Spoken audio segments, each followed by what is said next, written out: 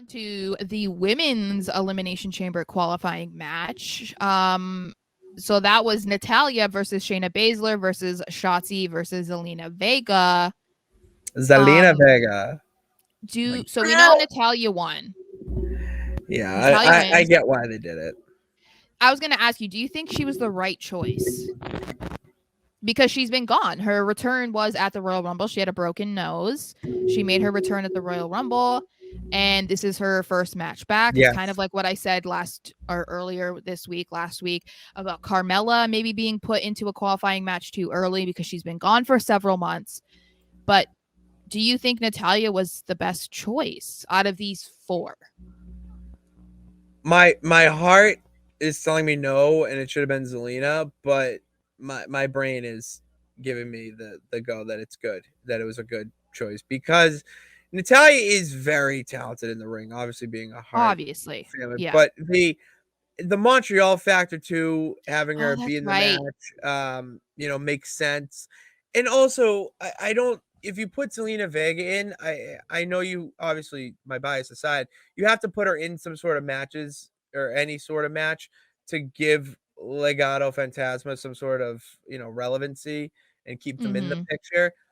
But for this, I'd rather see Natalya get in the chamber, and if she wins, then we have another discussion on our hands. But if she puts in a good match and makes it entertaining by putting over somebody or a nice spot, then I'm okay with it and don't really care. And I'm happy that she gets to have that moment in Montreal in the Elimination Chamber. But I just know, I wasn't the other three. I just don't care. So Natalya, if someone had like, oh, pick the winner, I'd be like, yeah, Natalya makes sense to me. Yeah, I think given the stakes at hand that whoever wins the Elimination Chamber match faces Bianca at WrestleMania, it makes the most sense for it to be Natalya. But is she a babyface right now? Yes. She wasn't before she left. Yeah, she'll come back as a face, and then she might have a heel turn, and then she'll go back to heel. But as for now, I'm pretty sure she's a face. So I agree. I do think that she was the best out of the group. I think that Zelina, I would have been fine with that, but she's not really been competing in the women's division. She's been more so, being that manager, that valet type for Legado del Fantasma. So it kind of makes sense that she wasn't the one. But out of the participants that we know of right now, which is Natalya, Nikki Cross, Liv Morgan, Asuka, and Raquel Rodriguez, looking at that, Asuka has to win, right? Can you imagine Asuka, this version of Asuka versus Bianca Belair at WrestleMania? Like, I can't help but like smile already. Like, I need that so bad. That would be so good. She is the best. She is the best wrestler, women's wrestler in the company right now. It's not even close. It's a Japan style, the New Japan style. It's better. They just do it right.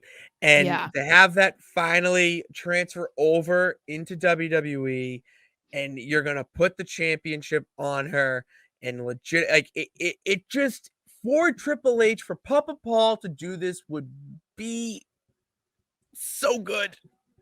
And for some reason, I'm just now realizing this, but they're doing these matches with SmackDown superstars as well. Oh yeah, Liv Morgan. In Natalya.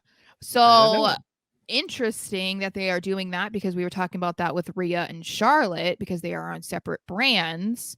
So I'm wondering if I wonder if we're going to see more of that. Are we going to see more crossovers where we're not going to have one specifically on Raw, one on SmackDown? I assume what we will, since they are the Raw Women's Champion and SmackDown. Yeah. But no, I really want Asuka to win. I feel like that would be a really good second match for the women's title at Mania, paired with Rhea and Charlotte. I feel like those are two amazing women's title matches for Mania. And then also throw in, if we possibly, Bailey and Becky. Oh my God.